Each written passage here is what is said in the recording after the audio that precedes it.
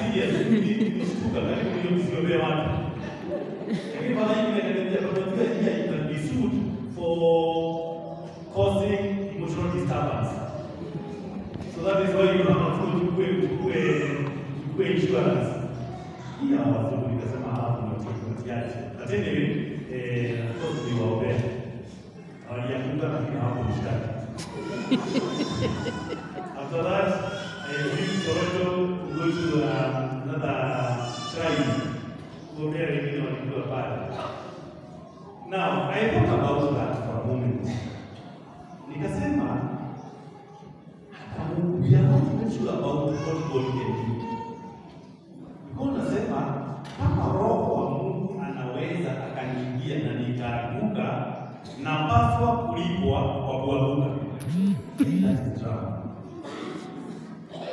Mimi inaitwa performance based faith. Ile imani ya drama. Lakini hii imani ni imani ambayo ni changa kiasi. Ama tu haina mizizi. Na Naaman anatuambia wengi wetu tunaangalia ukubwa wetu. Nani anapaswa kuniombea? Nani anapaswa kuja misa kwangu? Unajua kuna wakati wengine hii dunia tu wakiwa na sherehe kwao hawezi wakaita mtu kama para in charge wanataka mtu akuachie kwa kiasi kama popa kwa bizi tumenusia kama nusu ya kwa homa atume kadino kama haipo Kenya atume akibisho kunyo leo yao imekaa kama wanataka mapadri wadogo lazima ama mapadri wawe na cheo parish priest dean director in that one hawa wengine watu kwa pale kwa Mungu. Naitwa imani ya ukubwa. Imani ya ukubwa. To the extent, hata tukiwa na misa kwake, Father in charge atume the first thing before misa ianze ni apology ya Father in charge. Misa ya leo ilikuwa ya Father in charge na hangefika ndio tunatoa apology. Kuna graduation next month, this month and next month. Because baba ama mama ni mtu mkubwa, walikuwa wanatarajia mtu mkubwa anakuja. Kwa hivyo mtu mkubwa hakuja.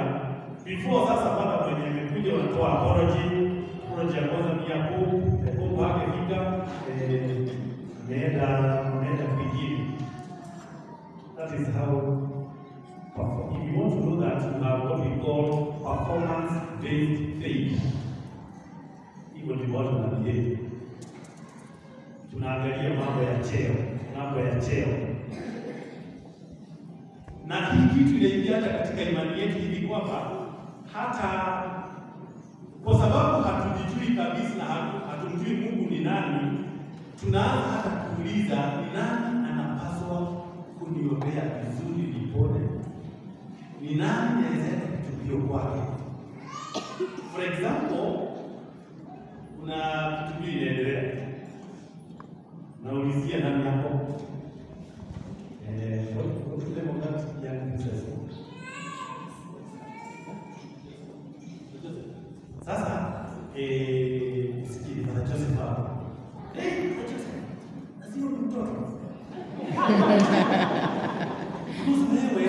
Wewe ni mzee na si mzee. Hii makosa ya mzee. Nipatie baba atakuwa na depression. Anakuwa mzee. Sasa wewe hautafuti Kristo, unatafuta baba mzee na ukipata mzee kabisa akosenda na hasikii vizuri sawa kabisa. Hiyo ni shida moja yetu kubwa sana. Hata tunachagua wale mapadre tunataka watutumikie.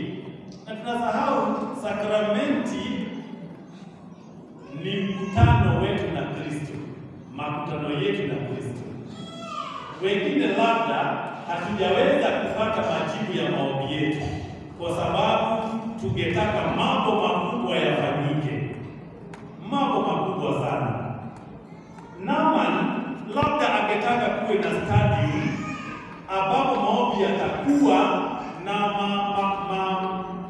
makuhani wote wakuu waweze kuwa pale, manabii wote wa Mungu waweze kuwa pale, ili iwe thibitisho ya kwamba komanda wa jeshi ameweza kuponywa pale Kasarani ama kwingine wangekuwa wakienda.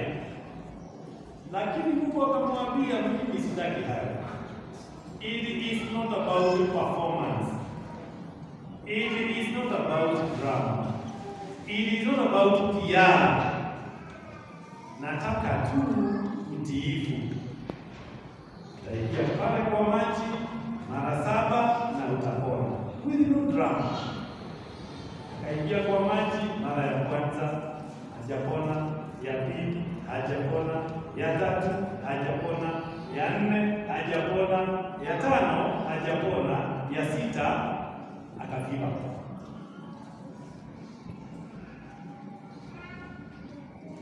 Wadani wake wakamwambia, mkubwa, chapa moja tu tutapona. Akanichoke mara ya mwisho na akapona. Ni wangapi wetu tumekuwa tukimlilia Mungu na tumefika stage ya kukiva? Kwa sababu maybe initially tuliambiwa ili Mungu akaweza kukuponya lazima ufanye hivi. I am telling the gentleman, those of you who mnafuata kwa mtandao nilikuwa nimeandika hii story. It's a true story of a gentleman. Yeye ako na cancer, stage 4 colon cancer. Ako na bibi, stage 4 cervical cancer. He has 2 sons. Wote hawakutahiri, mmoja akafuata mwingine wakawa vipofu. The only daughter akapata hedhi yake ya kwanza akapata ugonjwa wa kupooza. Nenda kupooza ikifaa. The breast ikifaa. Hiyo akawa epileptic. So they have the last born son is now 10. So he became an asthma father. I am feeling defeated. Kwa sababu sasa nimeketi, sisi tunakufa mmoja wenye tunaweza acha kwa boma, the 2 sons in the scene and in the home. I'm looking at my last born son. Labda pia hata ya kile jambo labda pia naye macho itapotea. This is my daughter, amepata kifaa. Now this man is not a Catholic. Ako kwa kanisa zao, sisi zinakaa shakara hivi.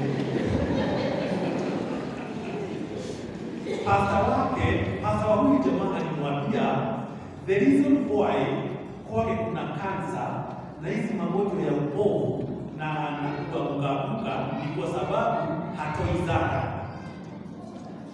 Nasikia mambo mabaya. This man hata yeye mwenyewe kupata fare ya kuja hapa Thika Road to my office ilikuwa shida. Na pastor anamwambia ni kwa sababu hautoa pesa nyingi kanisani. Ni wangapi labda tumefika hapa tunaambiwa tusipomtolea Mungu hiki hatutapata hiki. And that is what I'm talking about. There is a lot of performance-based faith ambayo umetuweka mbali na Mungu. Tuko wengi Naaman kanisani, tunangojea drama kutoka kwa Mungu, lakini Mungu anatuambia, mwanangu, nimesikia utubu wako. Mimi ni Mungu anayeona. Because tunaambiwa Mungu wetu anafanya mambo sawa. Jambo la kwanza ni Mungu anayeona. Ya pili, Mungu anayesikia. Ya tatu, Mungu anayekuja tukimuita. Ya 4, Mungu anayetuinua tukiwa chini. Ya 5, Mungu ambaye hutuvuta machozi. Ya 6, Mungu anayetufufua tukifa. Na ya 7, Mungu anayetulisha.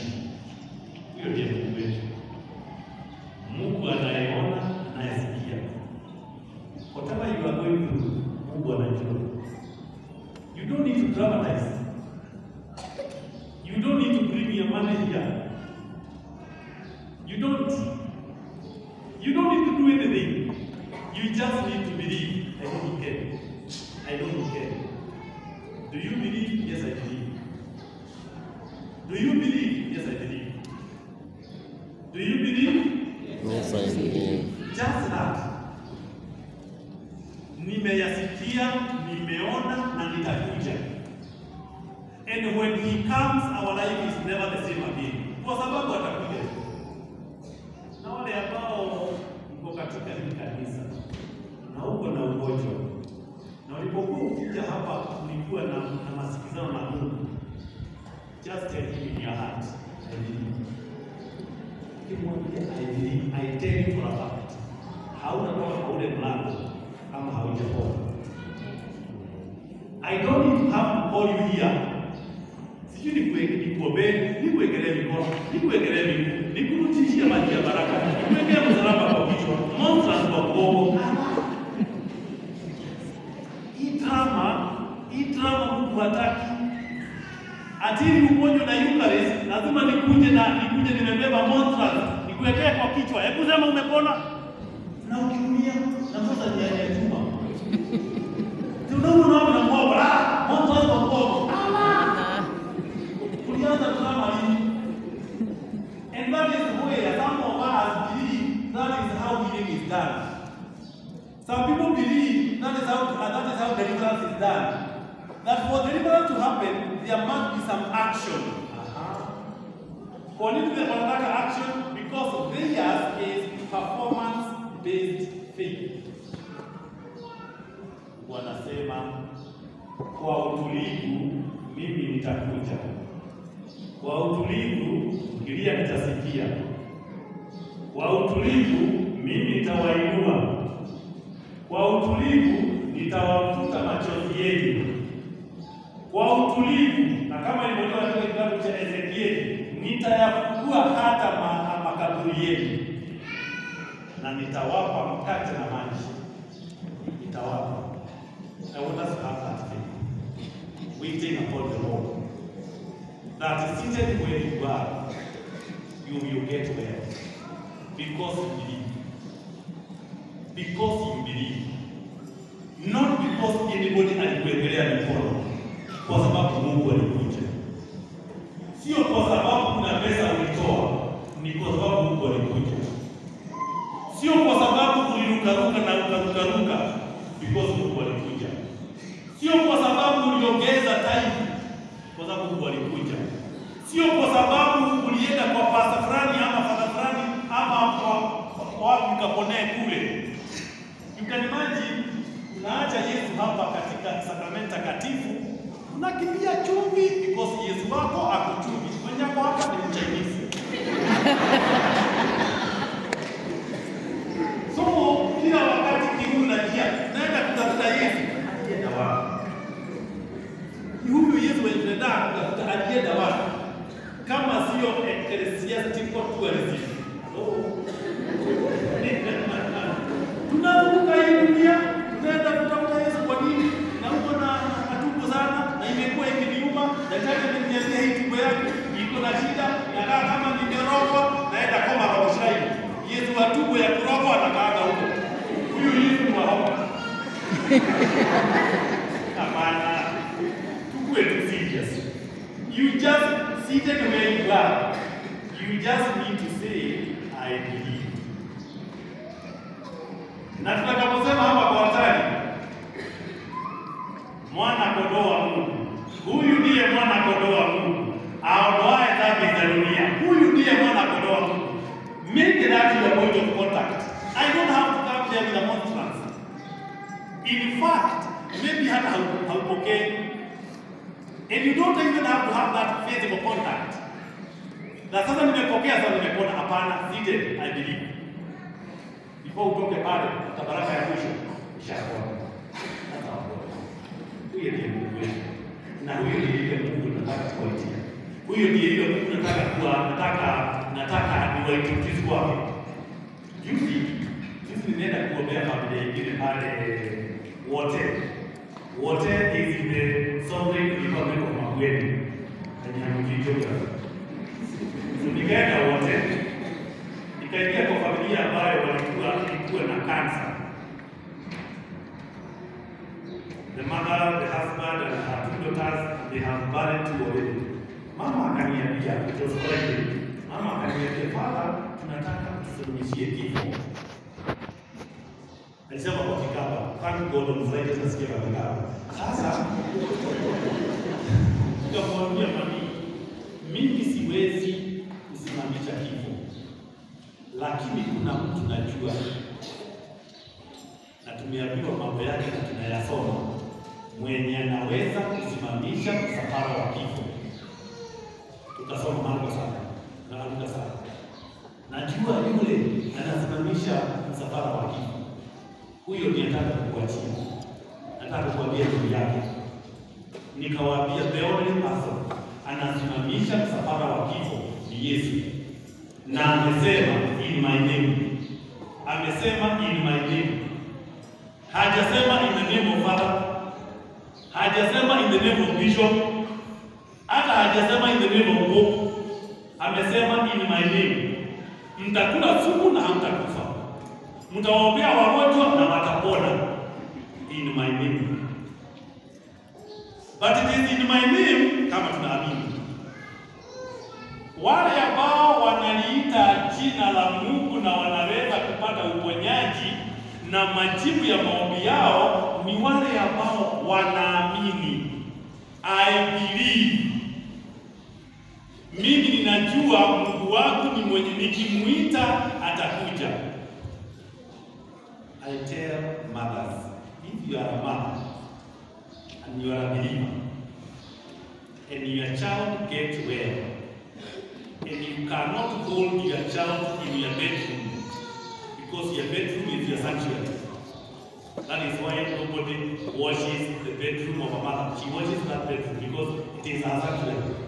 Hata wenye wako na pesa nyingi sana, hata wenye wameajiri house help, kuna place house help haingii bedroom, na kuna kitu pahali ambapo hagusi kitanda, sanctuary.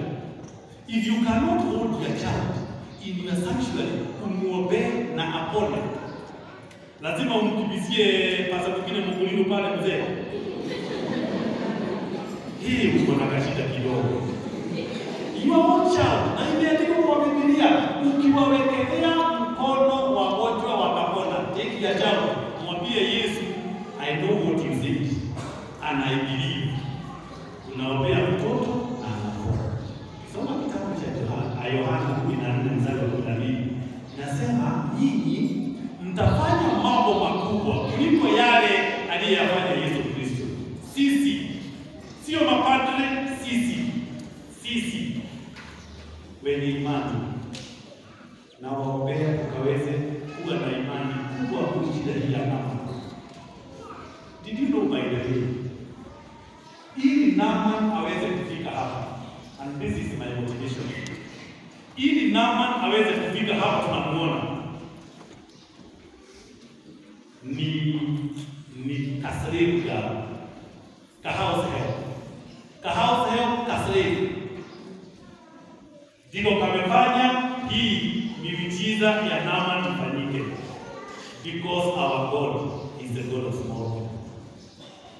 Maybe unafikiria you are a small person. My dear, you are not even a slave. Uko kwako, yani even a slave.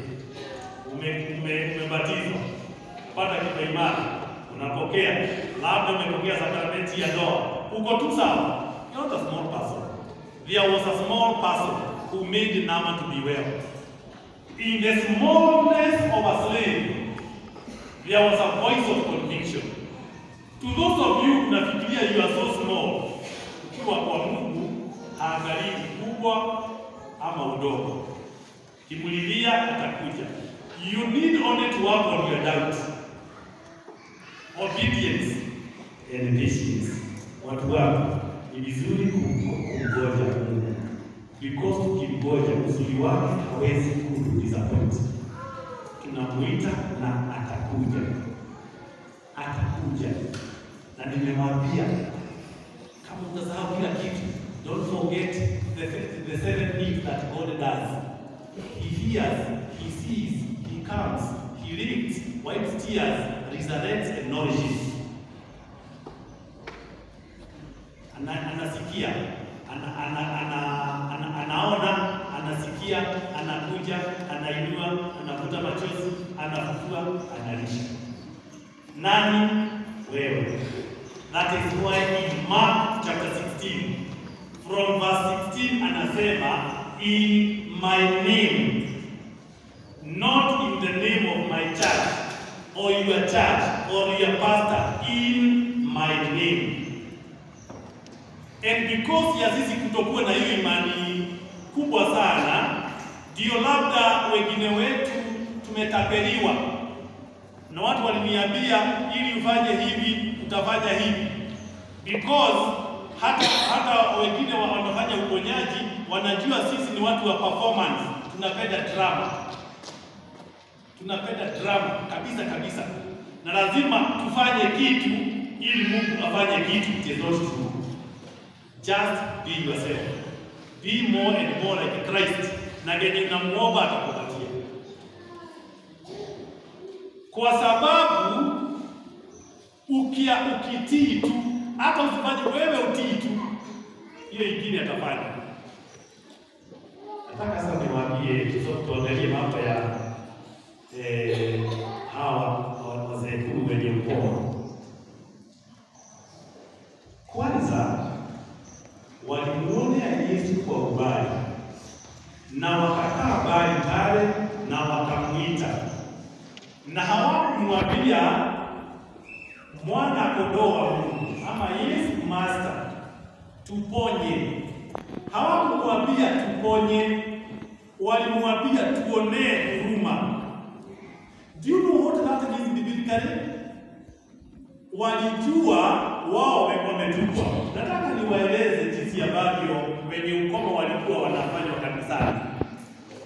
Kikao kama hiki, wenye ukoma wote walikuwa wanaitwa na kuhani mkuu, wanakuja hapa katika madhabahu kama wameangalia nje.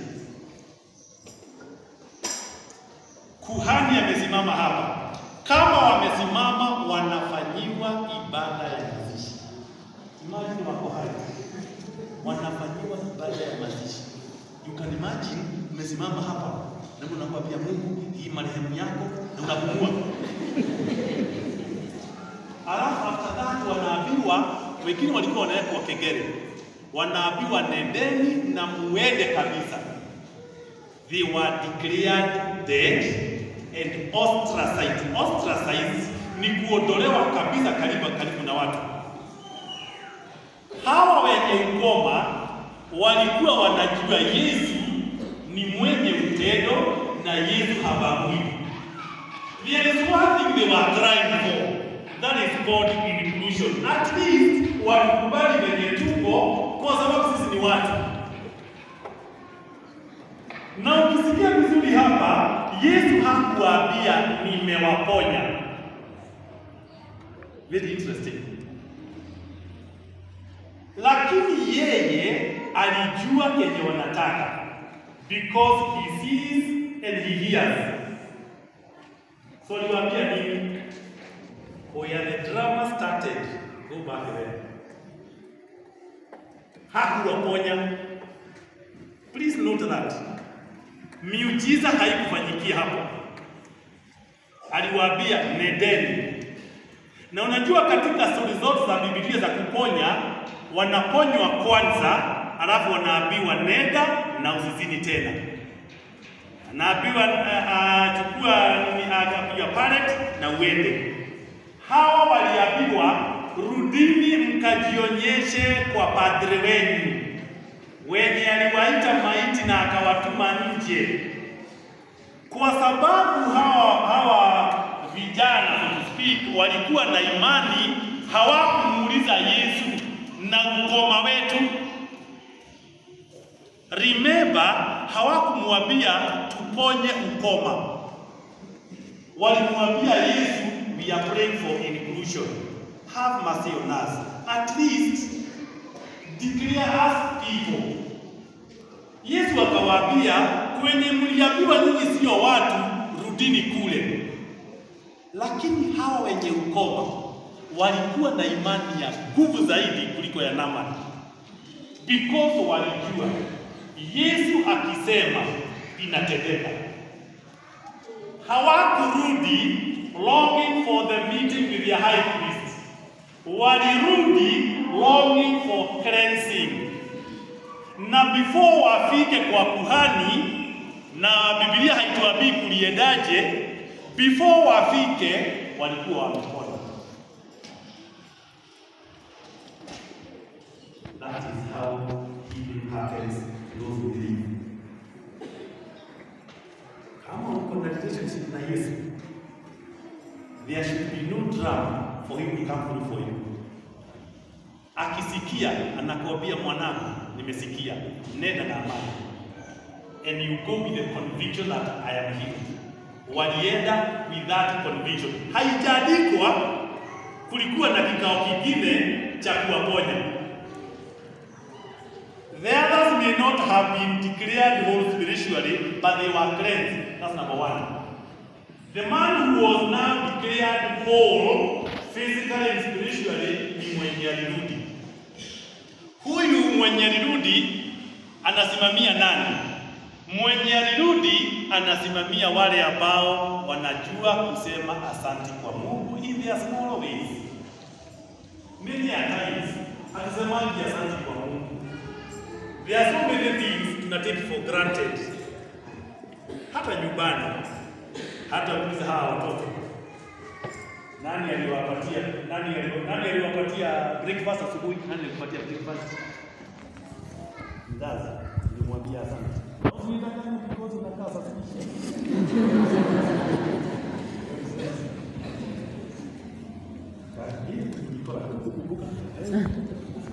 If you ask the men, especially the men seated here who are African men, walikuwa breakfast with their wives.